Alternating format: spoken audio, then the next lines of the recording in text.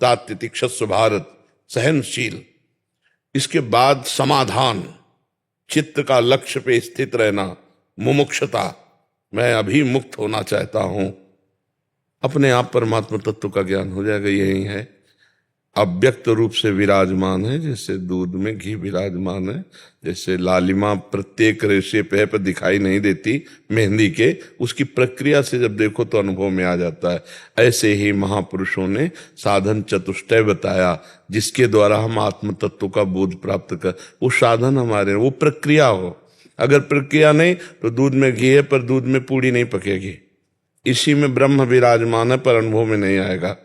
और जहां प्रक्रिया के द्वारा आप चले, गुरु कृपा पात्र बने, तो अनुभव फिर इसी देह में भी हो जाएगा। देह भी ब्रह्म में है, क्योंकि सर्वम खलविदम ब्रह्म, तो ये भी तो ब्रह्म ही है ना।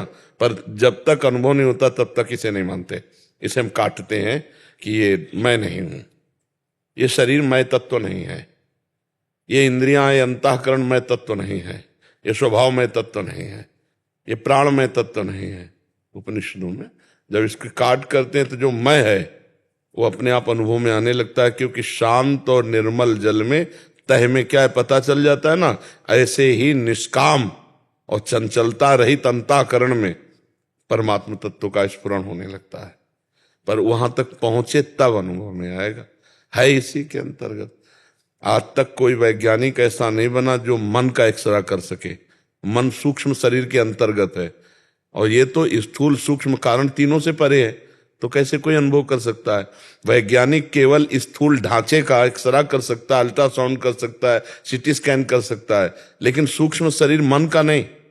आज तक कहीं मन का कोई कर पाया हो हमें बताना।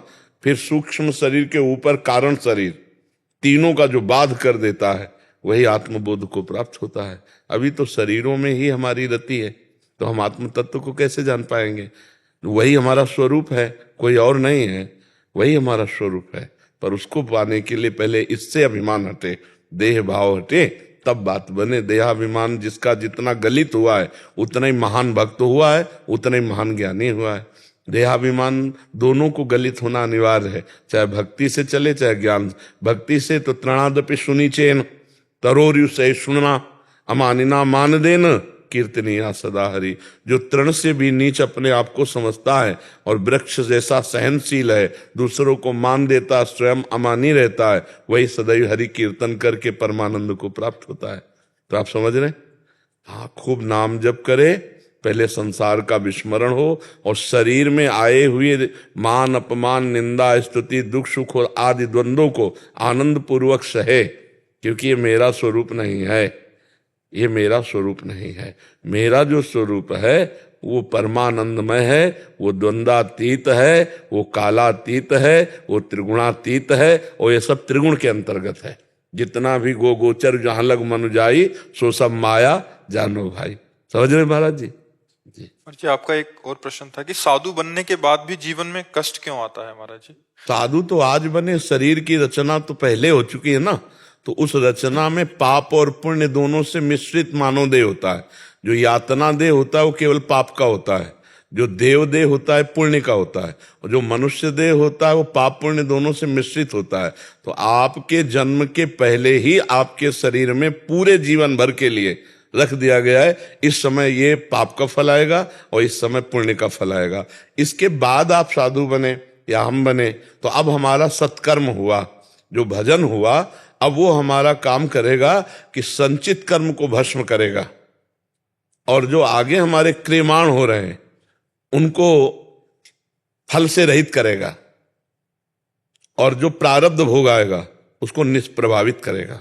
आएगा भोग पर प्रभाव से प्रभावित नहीं होता। जो भगवत भक्त होता है या ज्ञानी होता है, प्रारब्ध भोग शरीर में आता है, उसे आनंद पूर्वक वो भोगता है, लेकिन भोगता बचा ही नहीं, इसलिए प्रभाव नहीं पड़ता।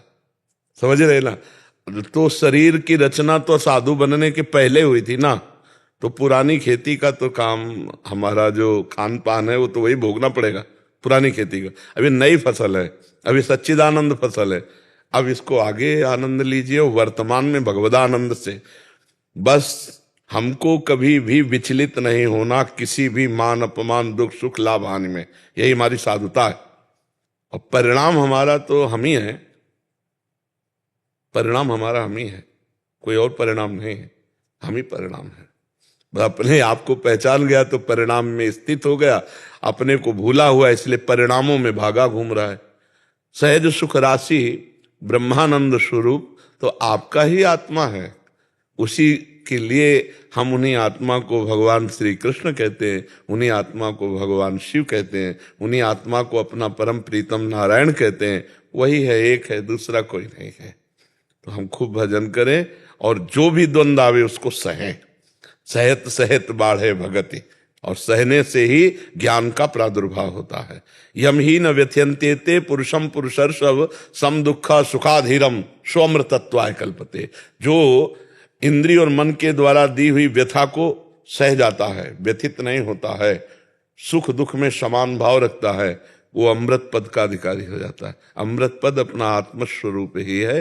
हम जो भगवान हैं, भक्ति में उन्हें हम भगवान कहते हैं, योग में उसे परमात्मा कहते हैं, और ज्ञान में उसे ब्रह्म कहते हैं। बात एक ही है, दूसरी नहीं है। गोपीनाथ जी, राधे राधे। राधे राधे महाराज जी। महाराज जी, आपके चरणों में कोटि कोटि प्रणाम। महाराज जी, हम भगवत चिंतन में लीन होना चाहते हैं पर सफल नहीं हो पा रहे। सफल होने के लिए उपाय क्या है महाराज जी? महत्व बुद्धि। हमारी जहां महत्व बुद्धि होती है वहीं हमारा चिंतन होता है। शरीर में महत्व बुद्धि, शरीर के भोगों में महत्व बुद्धि, शरीर के रिश्तों में महत्व बुद्धि। महत्व बुद्धि हमारी भगवान में उतनी नहीं है। ये नहीं कह सकते कि नहीं है, क्योंकि नहीं है में आप यहां आते ही नहीं, आप भगवत चिंतन की बात ही नहीं करते, पर वास्तविक नहीं है। जैसे हमको अच्छा भोजन मिल जाए तो हम प्रभु को भूल गए, तो भोजन से भी भगवान का महत्व हमने कम समझा, तभी तो भगवान को भूल गए। जब हमारी महत्व बुद्धि श्री भगवान में ऐसी हो जाए कि त्रिभुवन की कोई भी भोग वस्तु, कोई भी राज्य लक्ष्मी, कोई भी वैभव मिले, पर हम प्रभु का आधे पल के लिए भी स्मरण न छोड़ें, तब माना जाएगा कि महत्व बुद्धि भगवान पर है। तो हम महत्व बुद्धि प्रभु पर बढ़ाएं। ये श्वास बहुत कीमती है, इससे बढ़कर त्रिभुवन में कोई कीमती चीज नहीं है। इस श्वासों को हमने, मानो आपकी 50 वर्ष की आयु में आपने जो कमाया, अब आपकी आखिरी श्वास हो, तो 50 वर्ष की श्वासों खर्चा करके जो कमाया, उससे एक श्वास भी नहीं खरीद सकते हो आप, एक श्वास भी। तो ऐसी कीमती श्वासों में यदि हम राम हरि कृष्ण बोले होते, राधा राधा बोले होते, तो ये श्वास सार्थक हो जाती, नहीं तो ये श्वासें निरर्थक है। तो महत्व बुद्धि परम धन भगवान का नाम है। अगर भगवान का नाम प्रत्येक श्वास में चल रहा है तो हम महत्व बुद्धि भगवान पे रखते हैं। यदि नहीं चल रहा है तो फिर राग द्वेष का चिंतन चल रहा होगा या विषय का चिंतन चल रहा होगा, तो फिर भगवान का अनन्य चिंतन नहीं होता। अब महत्व बुद्धि कैसे बढ़े भगवान में? हम जिनकी खूब चर्चा सुनते हैं और जिनकी चर्चा करते हैं वही हमारे चिंतन में आता है, और जो चिंतन में आता है उसी का महत्व हो जाता है। हम खूब भगवान की चर्चा सुने और खूब भगवान की चर्चा कहें। जैसे भागवत जी का है, हिंदी से है, 2-4 अध्याय रोज भगवान को सुनावें, भक्तों के चरित्र सुनावें, भगवान की खूब चर्चा सुने। जिनके श्रवण समुद्र समाना, कथा तुम्हारी सुभग सरि नाना, और भरे निरंतर होई न पूरे। खूब कथा पृथु जी महाराज ने तो कथा का ऐसा स्वाद मिला कि भगवान से कहा कि हमें एक वरदान दे दो, 10,000 कान हमारे दे दो।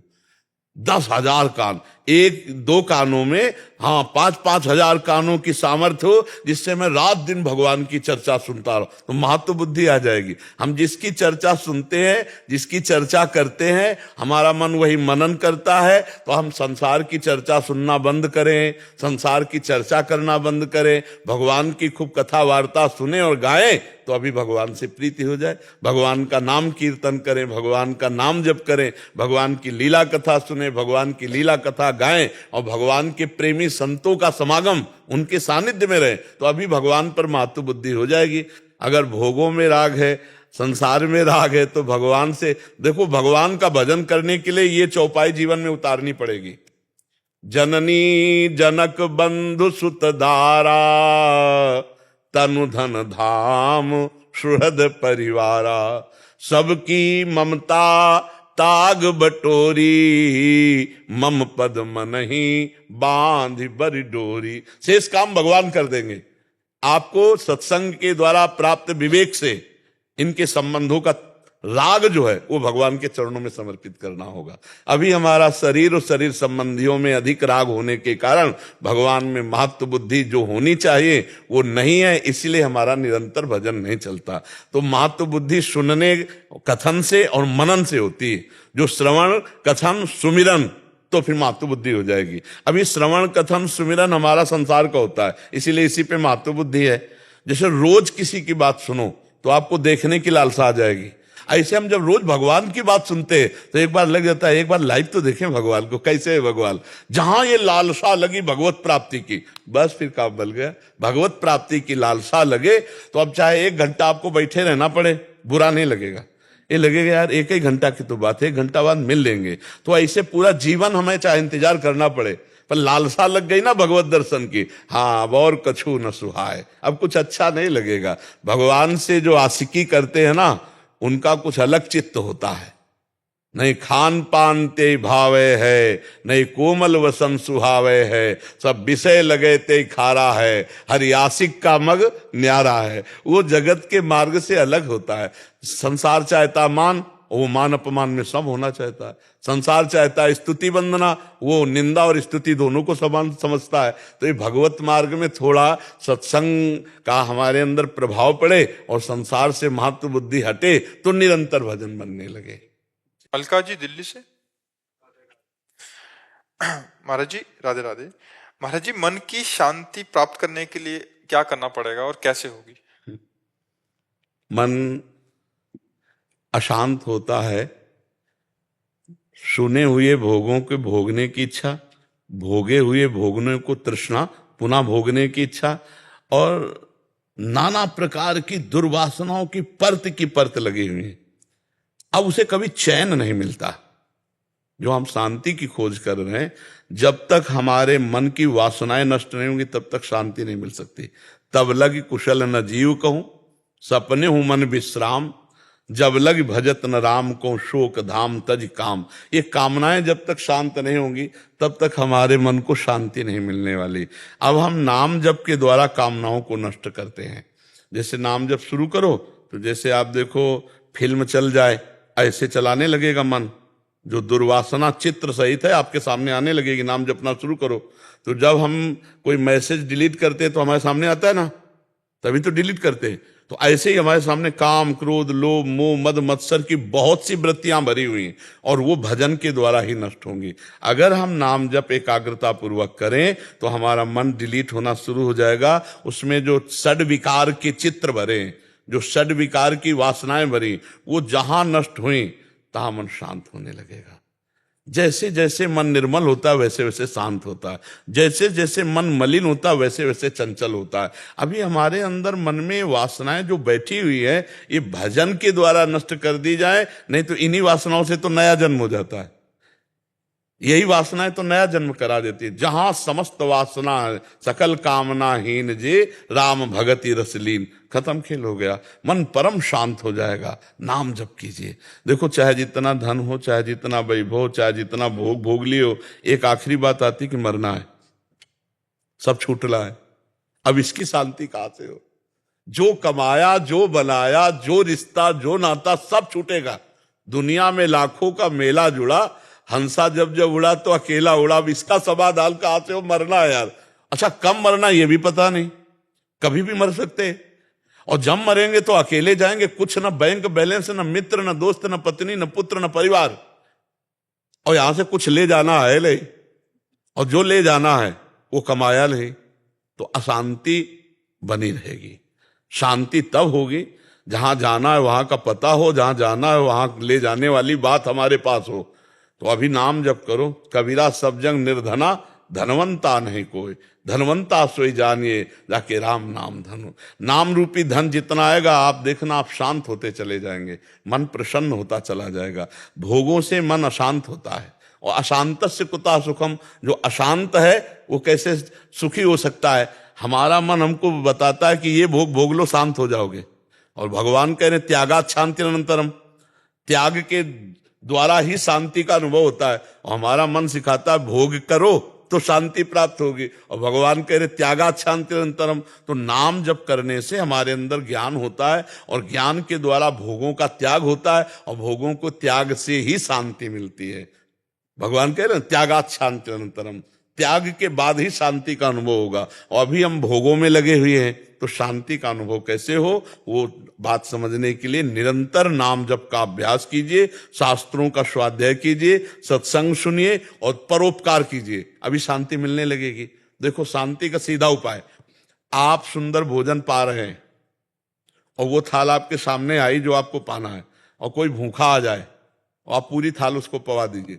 देखो वो भोजन पाके तृप्त होगा और आप शांत होंगे, आपका हृदय शांत हो जाएगा, आपके हृदय में शीतलता आ जाएगी। तो परोपकार, भगवान नाम जप, सत्संग और शास्त्रों का स्वाध्याय, ये शांति नहीं परम शांति प्रदान कर देगा। श्रद्धावान लभते ज्ञानम, भगवान कह रहे ना, तत्परा संयतेन्द्रियः, और ज्ञानम लब्ध्वा परम शांति मचिरेणाधिगच्छति, वो परम शांति को प्राप्त हो जाए। प्रिया जी, राधे राधे महाराज जी। गुरुदेव आपके चरणों में कोटि कोटि प्रणाम। महाराज जी, प्रेम लक्षणा भक्ति क्या है और ये कब जागृत होती है और इसका अनुभव कैसे होता है? प्रेम लक्षणा भक्ति का जो स्वरूप है, पहली बात तो है अनिर्वचनीयम। अनिर्वचनीयम, जैसे किसी को बढ़िया रसगुल्ला पवाया जाए, जैसे आपको पवाया जाए, पूछा जाए कैसा, तो आप कहोगे मीठा। कितना मीठा? बोले बहुत मीठा। बहुत मीठा कितना? बोले खा के देख लीजिए। इतना, इसके आगे उत्तर नहीं दे सकते आप, यही 3 उत्तर होंगे। अगर गूंगे को पवा दे तो फिर उत्तर ही नहीं है, उसकी मुस्कुराहट से समझ सकते हो। तो ये मुंह का स्वादनवत, देवर्षि नारद जी ने कहा प्रेम लक्षणा भक्ति को मुंह का स्वादनवत, मुंह का स्वादन, ये अनुभव गम्य है, इसको वाणी से नहीं बताया जा सकता। अनिर्वचनीयम प्रेम स्वरूपम, वाणी के द्वारा इसका प्रवचन नहीं हो सकता प्रेम का। अब उसके जो भाव के लिए कहा, उसका इतना सूक्ष्म तरम अनुभव स्वरूपम प्रतिक्षण वर्धमानम, पर सूत्र का जो सार है वह कामना रहितम। यदि कामना रहित हो जाए तो वो प्रेम लक्षणा भक्ति को प्राप्त हो जाए। इसी को गोस्वामी तुलसीदास जी ले, सकल कामना हीन जे राम भगति रसलीन। जो कामनाएं हैं ये जब तक बनी रहती है तब तक प्रेम की बात नहीं है। कामना और प्रेम में बड़ा अंतर है। कामना अंधकार है और प्रेम निर्मल भास्कर है, और कामना से ही सब कोई चल रहा है। तो प्रेम निष्कामता में जागृत होता है और हम सकामी हैं, एक एक मिनट में कामनाएं जागृत हो रही। आप विचार करके देखिए, तो पहले साधारण भक्ति शुरू होती है, सबकी साधारण भक्ति शुरू होती है, और उसमें कामना होती है कि मैं सुखी हो जाऊं, दुख से निवृत्ति हो जाए। फिर जब हम नाम जप करते हैं, सत्संग सुनते हैं, शास्त्र स्वाध्याय, तो हमारे अंदर विवेक जागृत होता है। सत्संग से विवेक जागृत होता है। बिनु सत्संग विवेक ना हुई, और राम कृपा बिनु सुलभ न सोई। भगवान की कृपा से जब सत्संग मिलता है तो ये विवेक जागृत होता है। विवेक का मतलब क्या होता है? जो सत असत का निर्णय कर सके। तो हमारे निर्णय में आया कि जितना भी हम देख रहे हैं, जितना भी भोग रहे हैं, जितना भी सुन रहे हैं, ये सब भगवान की माया का स्वरूप है। गो गोचर जहां लग मनु जाई, सो सब माया जानो। और इसकी सत्ता नहीं, ना सतो विद्यते भाव, ना भाव विद्यते सत्ता। अब हम शरीर से, शरीर संबंधी भोगों से और शरीर संबंधी रिश्ते नातों से अपने मन को हटा के प्रभु में लगाएं। प्रेम लक्षण भक्ति के लिए कह रहे, जननी जनक बंधु सुत दारा, तनु धन धाम सुहृद परिवारा, सबकी ममता ताग बटोरी, मम पद मने बांध बर डोरी।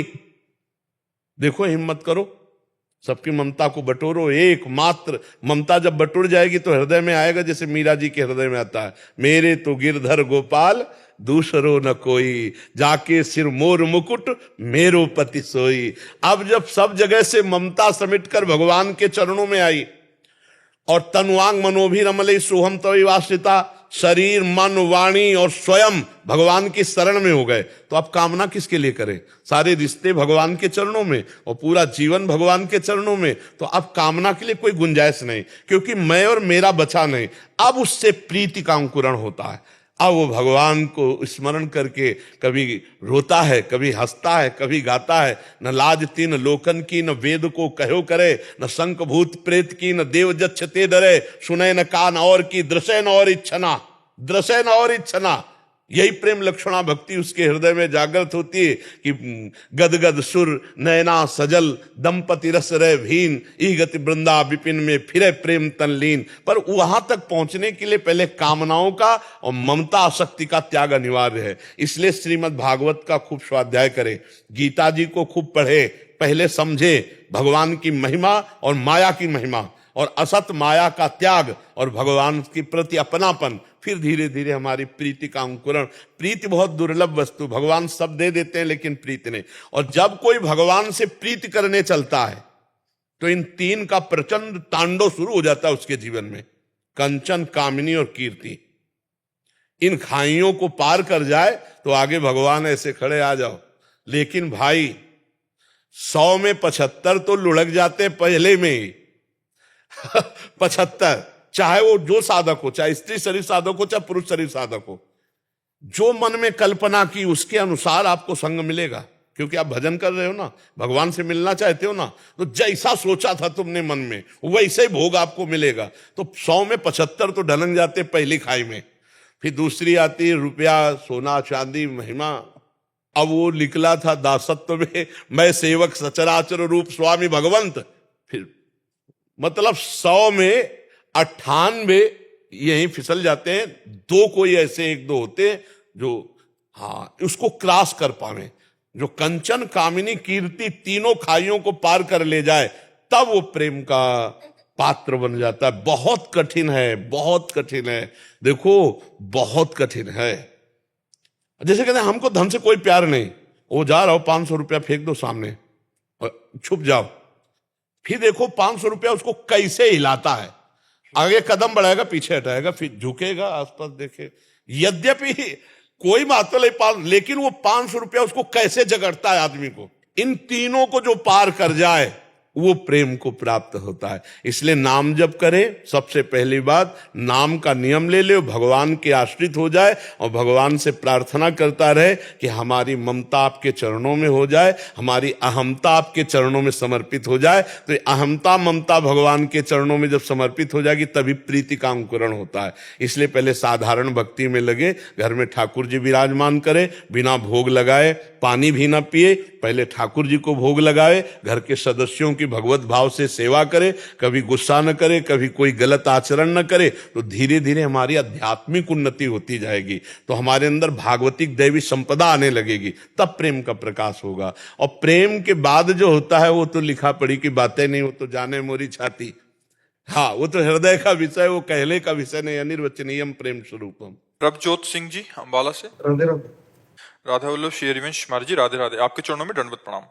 महाराज जी, नाम जप करते समय मन में यही चिंतन चलता रहता है कि हम नाम जप नरक के डर से कर रहे हैं, प्रेम भावना से नहीं। इस चिंतन को प्रेम कोई भावना बात में नहीं, कैसे? कोई बात नहीं। हम अग्नि को प्यार से छुएं या जबरदस्ती कोई छुआ दे या भूल से छू जाए या हम क्रोधवश छू लें, तो उसमें एक दाहिका शक्ति है, एक प्रकाशिका शक्ति है और एक दाहिका शक्ति है। वो दाहिका शक्ति जला ही देगी चाहे जिस भाव से हम छुएं। जहर में मारण शक्ति है, हम प्यार से पी जाएं या अश्रद्धा से पी जाएं या जबरदस्ती कोई पिला दे या छल से पिला दे, वो मार ही देगा। अमृत में अमृतत्व है, हम प्यार से पिए या गुस्सा से पी जाए या धोखे से कोई पिला दे, वो अमर ही कर देगा। ऐसे नाम में प्रेम शक्ति, तारण शक्ति, अमृतत्व शक्ति, ज्ञान शक्ति, सब कुछ विराजमान है। हम जैसे भी बने तैसे नाम जप करें, बस वो हमारा काम कर देगा। अगर हम डर से भी नाम जप कर रहे हैं ना, तो ऐसा अभय कर देगा कि गर्दन समर्पित करने पर भी भय नहीं लगेगा।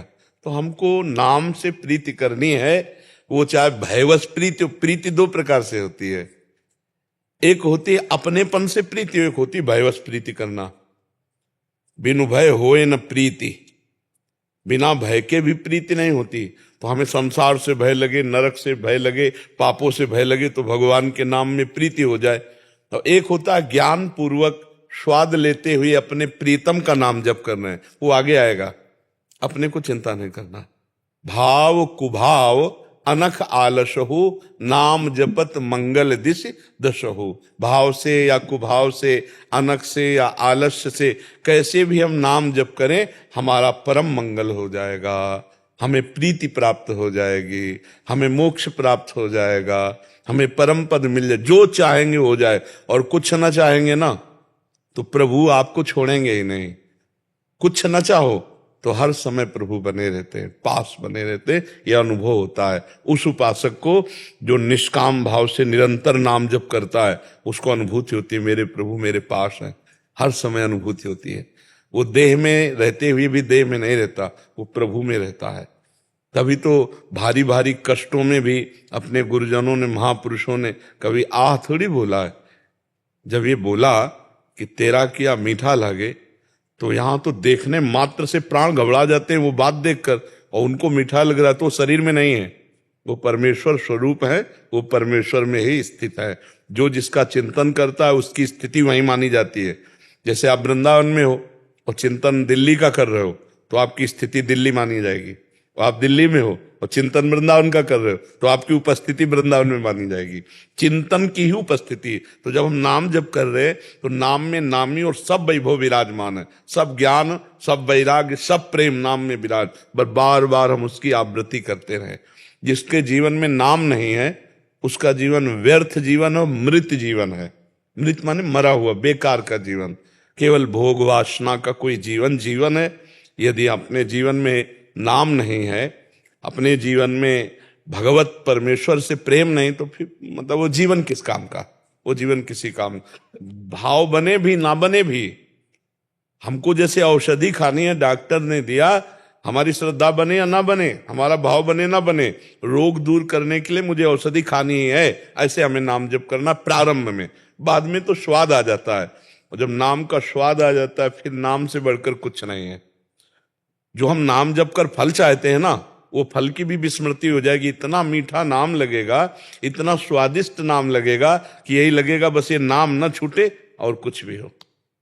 हरिनाम पदार्थ नानक मांगे, नहीं, हरिनाम पदार्थ, कितना स्वाद है हरिनाम में, कितना नाम में स्वाद है, ये तब पता चलता है जब हमारे अंदर के सारे पाप नष्ट हो जाते हैं, मलिनता नष्ट हो जाती है, तब नाम में सुख होता है। नाम एक अद्भुत सुख है, नाम एक अद्भुत सिद्धि है, नाम एक अद्भुत ज्ञान है, नाम साक्षात परमेश्वर है। जो नाम अंदर ही अंदर, देखो कुछ भक्ति की क्रियाएं भागवतिक बाहर होती हैं, उनका कोई खास महत्व नहीं है। नानक साहब जी की वाणी में जैसे पढ़ा कि आप सन्यास ले लो, आप जटा रखा लो, आप मुंडन करवा लो, आप तीर्थ याटन करे आओ, सब कुछ करे आओ, लेकिन ये सब बाहरी है। जैसे सांप को बांबी में अंदर घुसा हुआ है और आप ऊपर लाठी मारो तो उसमें कोई फर्क नहीं पड़ने वाला, ऊपर उसके बिल पे लाठी मारो कोई फर्क नहीं पड़ने वाला, सांप तो अंदर है। ऐसे बिगाड़ तो अंदर है, काम क्रोध लोभ मोह मद मत्सर का चिंतन, वो आप बाहर से बाहरी क्रियाएं करो, वो अंदर चिंतन विषय का चल रहा है, गंदा चल रहा है। कुछ जो हम मिटाना चाहते हैं वो तो छुपा हुआ बैठा है बिल में, उसको मारो। वो कैसे मारा जाता है? वो नाम जप से। नाम जप में इसीलिए सबका मन नहीं लगेगा। हमारे हर प्रश्न का उत्तर नाम जप होता है, क्योंकि बिना नाम जप के कुछ नहीं हो सकता। कुछ भी कर लो फिर वो सब आडंबर रहता है, पाखंड रहता है, बाहरी दिखावा रहता है, अंदर में कुछ नहीं होता। अंदर में वही वासना का खेल चलता रहता है। किसके? जहां नाम नहीं चल रहा होता। और जहां नाम चल रहा होता है तो बाहर कुछ हो या ना हो, अंदर वो बहुत मजबूत रहता है। अंदर पाखंड दम्भ नहीं घुस सकता। जहां नाम है, जहां आप बैठ जाओगे वहीं तीर्थ हो जाएगा। यदि नाम जप कर रहे हो, तीर्थी कुर्वन्ति तीर्थानि, और तीर्थ में घूम आओ, नाम जप नहीं चल रहा तो वही गंदा चिंतन का जो सिस्टम चल रहा है वही चलता रहेगा। इसलिए अंदर नाम बैठालना है। जैसे कोटरे पे पक्षी अंदर बैठा हुआ है, अब ऊपर वृक्ष में आप डंडे मारो तो फर्क थोड़ी पड़ेगा। ऐसे शरीर को आप पीड़ा दो तो अंदर जो बैठे हुए विकार हैं, मतलब कोई बाहर 5 अग्नि तप रहा है, कोई जल में खड़े होके, कोई उस पे फर्क नहीं पड़ने वाला। जो अंदर है, अंदर फर्क पड़ेगा जब अंदर चिंतन करोगे। इसीलिए चाहे गीता भगवत वाणी, चाहे शास्त्र, चाहे गुरुवाणी, आप देखो, खास बात पूरी गुरुवाणी में जब आप पढ़ोगे तो दो बातें मिलेंगी।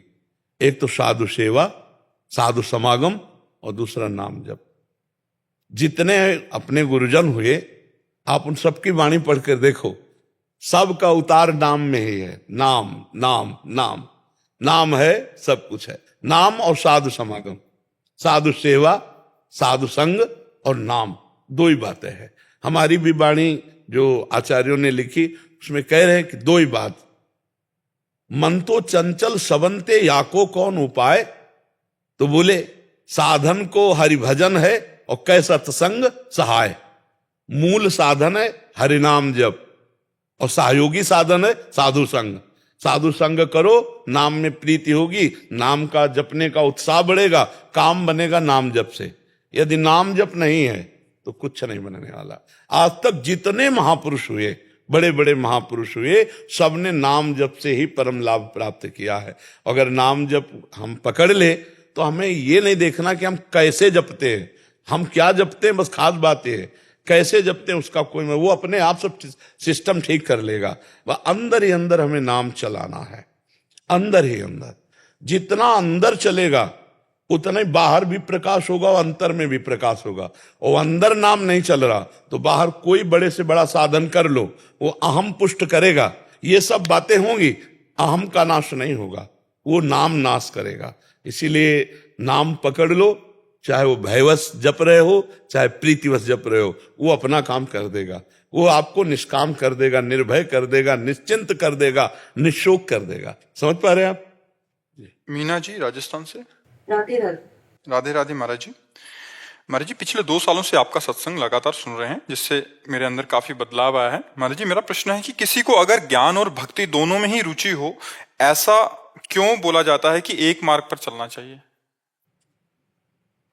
साधारण ज्ञान तो भक्ति में समाहित ही रहता है। भक्ति का पुत्र है ज्ञान और वैराग्य। साधारण, जो असाधारण ज्ञान है, जो ब्रह्म तत्व का बोध है, वो एक साथ नहीं हो सकता। सेवक स्वामी का भाव और मैं ब्रह्म हूं कैसे हो सकता है? जहां सेवक और स्वामी, किसका प्रश्न है? जहां सेवक और स्वामी का भाव है वहां मैं ही स्वामी हूं, तो कैसे बात बनेगी? एक सीमा तक जो साधारण ज्ञान है वहां तक तो भक्ति साथ चलती है, फिर मोड़ हो जाता है। सीमा तक ज्ञान, जैसे ये जगत नाशवान है, समस्त भोग दुखमय है, समस्त संबंध भ्रमात्मक है, ये ज्ञान ही तो हो रहा है। लेकिन जब ज्ञान इस बात का कि मैं ब्रह्म हूं, तो जब वही ब्रह्म मैं हूं तो सेवक कौन है? सेवक तो भ्रम हो गया, फिर सेवक स्वामी भाव भ्रम हो गया। और भक्ति की सिद्धि है सेवक स्वामी भाव से। सेवक से विभाव बिन भव न तरी उर्गात। कोई समझे या न समझे, सबसे हमारी समझ भली, ठाकुर नंद किशोर हमारे, ठकुराइन वृष भानु लली। यह भक्ति। और जब शुद्ध ज्ञान की बात आती है तो ब्रह्मविद ब्रह्मवि भवति। ब्रह्म को जान लेता ब्रह्म स्वरूप हो जाता है। सेवक से विभाव खत्म, वो मोक्ष को प्राप्त हो जाता है। वो भक्त मोक्ष प्राप्त नहीं करता, वो भगवान की रूप माधुरी, लीला माधुरी, उनके प्रेम, उनकी सेवा, उनकी दासता में मगन रहना चाहता है। इसलिए आगे चलकर दोनों मार्ग अलग अलग हो जाते हैं। रसास्वादन उसी परमात्मा का है, लेकिन एक अभेद भाव से है, और एक भेद से अभेद और अभेद से भेद, प्रेम का, ये उच्च कोटि का प्रेम रस होता है। तो आगे चलकर फिर दोनों का रास्ता अलग अलग हो जाता है। ज्ञान की एक सीमा तक तो दोनों को एक ही रास्ता है, परमात्मा का है। फिर एक जाता है अभेद में, वही मैं हूं, मेरे सिवा कोई नहीं, मैं ही मैं, तो मोक्ष को प्राप्त हो जाता है। और इसमें मैं को भूल गया, तू ही तू है। समझ रहे? तेरे सिवा कोई नहीं, मेरे प्राण प्यारे प्रभु, आपके सिवा कोई। रात दिन उनके लिए रोना तड़पना, आंसू बहाना, उनकी परिचर्या, ये एक प्रेम रस है। जो मोक्ष सुख का भी त्यागी होता है वो इस प्रेम रस को प्राप्त होता है। तो साधारण भक्ति और साधारण ज्ञान ये दोनों एक साथ चलेंगे, लेकिन असाधारण भक्ति तो ये ज्ञान कर्म के अधीन नहीं है, ये परम स्वतंत्र जो भक्ति है, प्रेम लक्षणा भक्ति, ये परम स्वतंत्र भक्ति, स्वतंत्र सकल गुण खानी और बिनु सत्संग न पावई प्राणी। भगवत प्रेमी महात्मा के संग से ही इसका रंग जागृत होता है। जो मोक्ष सुख का त्यागी है वो प्रेम अभिलाषा से पूर्ण होता है। तो कुछ दूरी तक तो ज्ञान वैराग्य भक्ति तीनों, फिर एक जो विशुद्ध ज्ञान का मार्ग है वो अलग चल देता है और भक्ति का अलग है। घाट अलग है, रसास्वादन एक ही है। उसी परमात्मा का ही तो रसास्वादन है, और वो अभेद होकर उसमें मिल जाता है परमात्मा समुद्र में, और वो परमात्मा समुद्र का सेवन पान करता रहता है। एक चीटा चीनी में मिलकर के चीनी बन गया, यह है ब्रह्मज्ञानी, और एक चीटा चीनी के किनारे लगे हुए स्वाद लेता रहता है, यह है भक्त। कौन सा आपको पसंद आएगा? मैं ऐसे तो ब्रह्म ज्ञान भी सुनती हूँ। नहीं, सुनना, देखो बाजार में गए तो सब कुछ देखते हैं, लेकिन आप खरीदे क्या? बात यह नहीं कि मैं हीरे की भी दुकान में गई, मैं सोने की भी दुकान में, आपने खरीदा क्या? बात यह है ना, आप किस मार्ग की पथिक हैं? वही मुझे थोड़ा सा कंफ्यूजन। अब मतलब अभी चौराहे पे खड़ी हैं, कंफ्यूजन अभी तो आप चौराहे पे खड़ी है कि मैं चलूं तो किधर चलूं, आप किलोमीटरों की जानकारी कर रही है। अभी तो ब्रह्म ज्ञान और भगवत प्रेम में बहुत अलग की बात हो सके। हमारी अगर प्रार्थना मान लें और आप नाम जप करें तो जो चाहेंगे वो मार्ग आपको प्राप्त हो जाएगा। प्रभु का नाम बार बार जप कीजिए, और आपको चाहिए तो शुद्ध ज्ञान हो जाएगा, आपको चाहिए तो प्रेम हो जाएगा, आपको चाहिए सांसारिक भोग तो वो भी मिल जाएंगे, भगवान चाहिए तो भगवान भी मिल जाएंगे। नाम जप नहीं है तो इन कोरी बातों से माया पर विजय प्राप्त नहीं किया जा सकता, चाहे जितना कोई बात कर ले। ऐसे ऐसे लोग हैं जिनको ग्रंथ कंठस्थ है, तो क्या वो माया विजयी हो सकते हैं क्या? ग्रंथ कंठस्थ होने से माया पर विजय थोड़ी प्राप्त होती है, भजन बल होने पर माया से विजय प्राप्त होती है। खूब नाम जप करो। अगर नाम जप नहीं है तो हम वो ज्ञान अधूरा मानते हैं, वो भक्ति नहीं मानते, हम उसे हम पाखंड मानते हैं। बिन विवेक वैराग्य भक्ति बिन सत्य नय को मानो, भगवद विमुख कपट चतुराई सो पाखंड जानो। तो वो बिना भजन के बारी मथे घृत हो ये बरु शिकताते बरु तेल, बिनु हरि भजन न भवतरी या सिद्धांत पेल। पानी मथने से भले भी घी निकल आवे, असंभव असंभव संभव हो जाए, गोस्वामी जी कह रहे हैं। बालू पेरने से भले तेल निकल आवे, असंभव। बोले ऐसा भी हो सकता है, पर बिना भजन के आप भव समुद्र से पार नहीं हो सकते। भजन जरूरी है। खूब नाम, जो नाम आपको प्रिय हो खूब नाम जप करो। नाम जप करती है? हाँ, कौन सा नाम प्रिय है? मुझे सब नाम अच्छे लगते हैं, कभी राम कभी राधा। हाँ, अभी कहारा शुरू करो तो फिर ज्ञान तक पहुंचा जाता है ना। खूब नाम जप करो, जो नाम प्रिय हो खूब नाम जप करो। देवेंद्र शर्मा जी। श्री राधे राधे। राधे राधे महाराज जी, आपके चरणों में कोटि कोटि प्रणाम। महाराज जी, आपका सत्संग में बताया कि भजन करना कठिन, करके बचाना कठिन, बचा के पचाना कठिन। तो गृहस्थ में रहते हुए भजन करते हुए विषम परिस्थितियों में अगर विवेक प्राप्त हो जाए, संघर्ष थोड़ा आसान हो जाता है, बल मिलता है। तो प्रश्न यह है कि श्री कृष्ण जी ने भगवत गीता में बोला है कि वो आपने भी बताया है कि भजताम प्रीति पूर्वकम ददामि बुद्धि योगम, लेकिन आपका सत्संग निरंतर सुनने पर भी, नाम जप करते हुए भी अपने में बहुत कमियां नजर आती हैं, और इसलिए सिर्फ रोना ही आता है, इतना नीच स्थिति। इसलिए यही कृपा का लक्षण है कि उपासक को कभी अपने में सद्गुण का भान ना हो जाए। यदि सद्गुण का भान हो जाएगा तो अहम जो पूर्व है वही पुष्ट होता है। अहम पुष्ट होने पर ना भगवत तत्व का बोध होता है, ना भगवत प्रेम होता है। अहम का क्षय होने पर ही उसे तत्वबोध या भगवत प्रेम मार्ग प्राप्त होता है।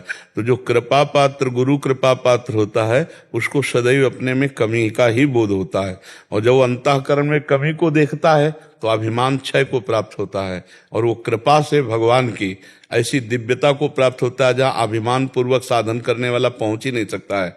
अहंकार विमूढ़ आत्मा करता हमिति मन्यते, ये मूढ़ता बनी रहती है कि मैं ये किया, मैं ये करूंगा, तो उसमें वो दिव्यता नहीं आती।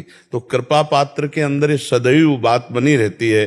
देखो बड़े बड़े सिद्ध महापुरुषों को देखो, हनुमान जी महाराज भगवान शिव के स्वरूप हैं, और विभीषण जी से परिचय अपना दे सकते थे बहुत उच्च कोटि का, लेकिन उन्होंने क्या परिचय दिया? आप विचार करके देखना। क्या वो मजाक कर रहे हैं क्या? नहीं, वो स्थिति ही ऐसी है। राम जी से परिचय क्या दे रहे हैं? जब प्रथम मिलन होता है किष्किंधा में, तो हनुमान जी महाराज भगवान से कहे, एक मैं मूढ़ मंद, ऐसे बोल रहे हैं, और ज्ञानिनाम अग्रण्यम बुद्धिमताम वरिष्ठम है। एक में मंद मोहबस कुटिल हृदय अज्ञान, पुण्य प्रभु मोहि विसारेऊ दीन बंधु भगवान। अपने को हनुमान जी ऐसा करे। देखो इतने बड़े ज्ञानी महापुरुष हैं विश्वामित्र जी, गरुड़ जी महान ज्ञानी हैं। कौन सा ऐसा भक्त है जो ज्ञान से संपन्न नहीं होता? लेकिन जब उनके हृदय की बात सुनो तो बहुत दैन्य पाया गया, दैन्यता पाई गई। दैन्यता भगवान को अत्यंत प्रिय है, और अभिमान से भगवान द्वेष करते हैं। सुनो राम कर सहज स्वभाव, जन अभिमान न भाव। भगवान को अपने जनों में अभिमान अच्छा। तो ये तो कृपा है कि अपने में दीनता, अपने में दोष दर्शन हो तो आप निर्विकार अवस्था को प्राप्त हो जाएंगे। अच्छा, हम गोरे हैं कि काले हैं, ये दर्पण ही तो बताएगा। तो सत्संग दर्पण है। जब हम रोज सत्संग सुनते हैं तो रोज हम में कमियां निकलती हैं, तो रोज हम प्रयासरत रहते हैं उन कमियों के त्यागने। तो महाराज जी जैसे वो बोल रहे हैं कि भजताम प्रीतिपूर्वम, तो ये बार बार मुझे मनन चलता रहता है कि प्रीतिपूर्व तो हम भज नहीं रहे, हम तो भाव रो के भज रहे हैं। प्रीतिपूर्व मतलब जैसे मैंने कोशिश की प्रीतिपूर्व भजने की, लेकिन मुझे लगा मैं नहीं, कोशिश नहीं होती। प्रीति तो स्वाभाविक होती है, प्रीति तो स्वाभाविक होती है। जैसे हमारी विषयों में प्रीति है, कोशिश की है क्या? शरीर में प्रीति है, कोशिश की है क्या? तो ये बहुत पूर्वाभ्यास है अनंत जन्मों का। तो अब ये प्रीति जो है सहज है। सहज में शरीर है, भोग है, शरीर संबंधी है, लेकिन भगवान में प्रीति सहज नहीं है। क्यों? क्योंकि भगवान को हम अपना नहीं मानते हैं। तो विवेक कैसे प्राप्त होगा? सत्संग बिनु सत्संग विवेक न होई, और राम कृपा बिनु सुलभ न सोई। जब रोज सत्संग सुनोगे, शास्त्र स्वाध्याय करोगे, तो बुद्धि में विवेक का जागरण, और विवेक का पहचान है कि सत असत का ठीक निर्णय तुरंत करके असत से बचा ले, उसे विवेक कहते हैं। भोग भोगने के बाद या घटना होने के बाद सबकी बुद्धि काम करती है, लेकिन विवेक घटना के पहले निर्णय करके बचा लेता है, और वो विवेक सत्संग से प्राप्त होता है। और वो सत्संग जिससे विवेक प्राप्त होता है वो भगवान की कृपा से मिलता है, वो बाजार में नहीं मिलता, वो पैसे से नहीं मिलता। राम कृपा बिनु सुलभ न सोई। बिना भगवान की कृपा के सच्चे भगवत प्रेमी महात्मा का संग नहीं मिलता, और बिना भगवत प्रेमी महात्मा के संग के विवेक जागृत नहीं होता, और बिना विवेक के भगवान में अनुराग नहीं होता। महाराज जी, क्या विवेक और विवेक पूर्व के प्रारब्ध भी निश्चित है? तो इसका प्रारब्ध से कोई संयोग नहीं। नहीं, प्रारब्ध से बुद्धि है। एक बच्चा है बहुत बुद्धिमान, एक बच्चा है बहुत मूर्ख है, लेकिन वो लौकिक आध्यात्मिक विवेक ये गुरु कृपा से प्राप्त होता है। इसका प्रारब्ध से कोई संबंध नहीं। विवेक का प्रारब्ध से, ज्ञान का कोई प्रारब्ध से संयोग नहीं होता, बुद्धि का संयोग होता है। कि बोले बुरी दशा आने के पहले बुद्धि बदली जाती है। जैसी हो भवतव्यता तैसी मने सहाय, आप ना आवे ताई पर ताई तान। ये शरीर और बुद्धि के अंतर्गत सारे खेल हैं, लेकिन माया मुक्त होने के लिए जो विवेक चाहिए वो प्रारब्ध नहीं, वो भगवत प्रेमी महात्माओं के संग से प्राप्त होता है। महाराज जी, जैसे आपने बोला कि कुछ कुछ योग भ्रष्ट हो जाते हैं, तो इस जन्म में पूर्व से ही, बचपन से ही वैसा विवेक जागृत हो जाता है उनका, तो ये कहीं कहीं मिलता है ऐसा? नहीं, इसका मतलब प्रारब्ध का नहीं है, इसका मतलब भजन है। जो उन्होंने पूर्व भजन किया है। अब जैसे भरत जी महाराज, हिरण में आसक्ति हुई, पर हिरण के शरीर में उनके अंदर विवेक काम कर रहा है कि यार मैं हिरण के चक्कर में फंसा तो हिरण बन गया, ये भजन बल से। और फिर गंडकी नदी में हिरण का शरीर डुबो करके और खूब भजन कर रहे हैं। ये भजन का प्रताप काम कर रहा है उनका, भजन का प्रताप उनको ज्ञान दे रहा है। और ये भजन में रति उनकी जो हुई भगवान ऋषभ देव जी उनके पिता से, उनके उपदेश से हुई। तो भगवान और भगवान के प्रेमी भक्तों के संग से जो विवेक प्राप्त होता है वो कभी नष्ट नहीं होता। अगर भक्ति बीज पलटे नहीं, जो जुग जाए अनंत, ऊंच नीच कुल उपजे होई संत को संत। भक्ति का बीज पड़ गया, विवेक आ गया, अब धोखा अगर कभी चूक हो गई तो उतना विवेक उसको वहां प्राप्त मिलेगा। वो प्रारब्ध नहीं हुआ, वो भजन का बल हुआ। भजन और प्रारब्ध बहुत अंतर है। प्रारब्ध होता है शुभ अशुभ कर्मों से मिश्रित, और जो भजन होता है त्रिगुणातीत होता है। तो विवेक जो होता है ये गुणातीत करने के लिए है। भजन के फलस्वरूप, संत समागम के फलस्वरूप, शास्त्र स्वाध्याय के फलस्वरूप जो प्राप्त होता है उसे विवेक कहते हैं। और जो शुभ अशुभ, दुख सुख आदि की गतियां हैं, ये शुभ अशुभ की गतियां हैं, इन्हीं में पूरा जीव चराचर भटक रहा है। लेकिन जिसको विवेक प्राप्त हो गया अब वो भटक नहीं सकता। चूक हुई तुरंत संभाल लिया, हिरण के शरीर में ही संभाल लिया। चूक हुई तो हिरण के शरीर में ही संभाल लिया। नहीं भला पशु को कहीं ज्ञान प्राप्त होता है क्या? हिरण के शरीर में तो सब भूल जाना चाहिए। लेकिन ये भजन का प्रताप कि उस समय भी विवेक काम किया और अपने शरीर को गंडकी नदी में खड़ा करके हरी घास भी नहीं चरते कि कहीं आसक्ति ना हो जाए, और शरीर को भजन करते हुए छोड़ा, और अगला जन्म ब्रह्मबोध संपन्न महापुरुष के रूप में जड़ भरत जी के रूप में हुआ।